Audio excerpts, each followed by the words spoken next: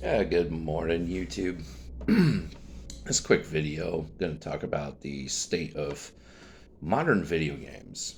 I've been playing since the Atari. I've even played Vectrex. If you know what that is, you know how old I am. Um, and recently, I've noticed in a lot of modern video games that there's just a complete lack of uh, content. There's a complete lack of any real, you know, meat to the game.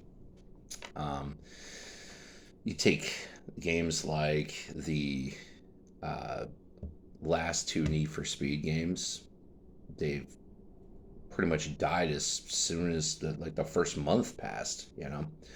And games like Battlefield, Call of Duty, same thing. Due to cheating and exploits and stuff like that. They pretty much just kind of, most people just kind of avoid that shit. And I'm not saying any people that still play these games. There's still tons of people who play these games, but someone in my position that, the way I view these games is like, it's a time investment.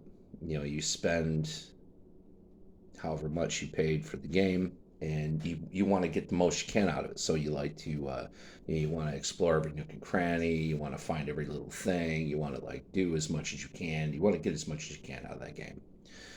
And you got games like The Crew. Take for example, The Crew 1 and 2 had a virtual map of the United States on which not only could the developers and stuff like build races with that map, like any little area, they could build races. Um, there was plenty of places for people just to free roam. You can hide little, Easter eggs or treasure boxes, whatever. You can hide little things, and have players go out and find them, like a big Easter egg hunt, which essentially that is what any exploratory type video game is like a Easter egg hunt, if you really want to break it down. Um, so the Crew Mortarfest, which is the latest Crew game that came out, and I've been playing it quite a bit. Uh, Here's the biggest problem: they went from a virtual map of the United States to Hawaii. Like so now they have even less uh, canvas to work with. So how many types of races can they really do? How many types of courses can they lay out for people? And to this date, there still isn't a race that includes boats. I mean, single player campaign, there's like a few boat races you can do, but that's it.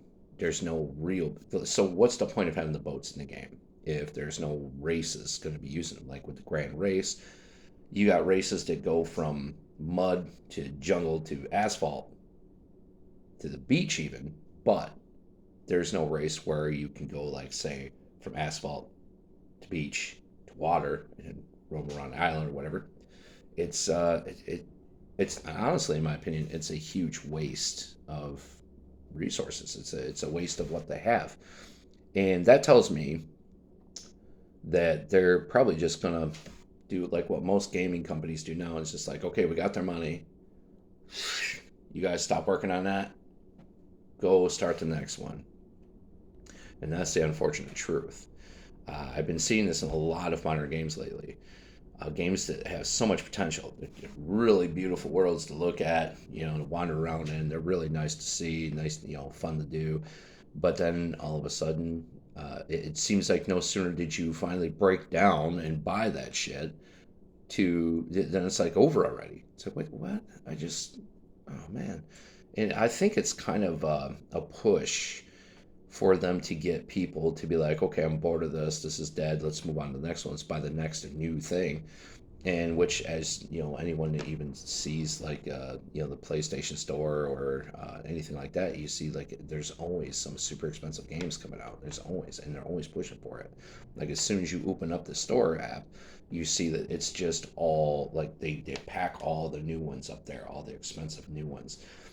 And then so you start looking through the list of other games, and there's some there, but it's like, yeah, yeah, yeah, yeah. You spend more time looking through all the quote unquote shovelware, the trash, until you find something that interests you or that you like, and then when you break down to buy it, you're bored of it within like a week or even a month. You're bored of it because there's nothing left. There's nothing left there. It's a dead world. I mean, there are some developers out there that are making games that they keep going and make them so massive that it takes a long time. I mean, Skyrim, for example, is still rolling. Like that's a very huge game. It's a very classic game. It's a very huge game, and there's plenty to do in that game. I guess No Man's Sky is another one where it's pretty massive, stuff like that. But these these popular AAA games and stuff are just they're kind. It's almost like almost like a drug dealer feeding their fiends just enough to keep them coming back.